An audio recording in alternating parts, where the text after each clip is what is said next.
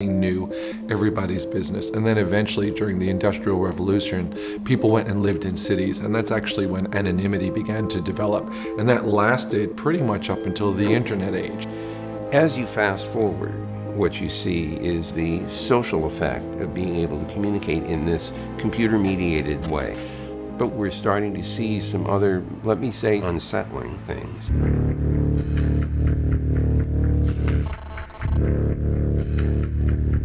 There's an infrastructure in place in the United States and worldwide that NSA has built in cooperation with other governments as well that intercepts the vast majority of human device-based communications. What this court order does that makes it so striking, it's collecting the phone records of every single customer of Verizon Business. It's a government program designed to collect information about all Americans, not just people where they believe there's reason to think they've done anything wrong. We have a system of pervasive pre-criminal surveillance where the government wants to watch what you're doing just to see what you're up to, even behind closed doors. The reality of working in intelligence communities that you see things that are deeply troubling. Privacy is deeply under assault. Technologically, it becomes feasible to track you in more ways than anybody could imagine.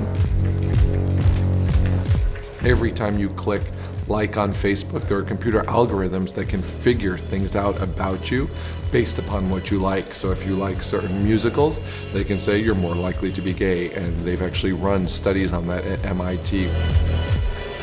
So we're all leaking data, and we're being segmented by large data companies that store this data, often very insecurely, with very little regulation, and we don't know how that will play out in the future. There's this whole dynamic in which privacy is rapidly eroded, but we don't have a good set of social conventions that tell us what we should be doing with this kind of technology and how we should be treating each other. How do we evolve appropriate social conventions for the environment that we are not only living in, but creating? Privacy is very much a fundamental human right, and I think we should be doing much more to protect it.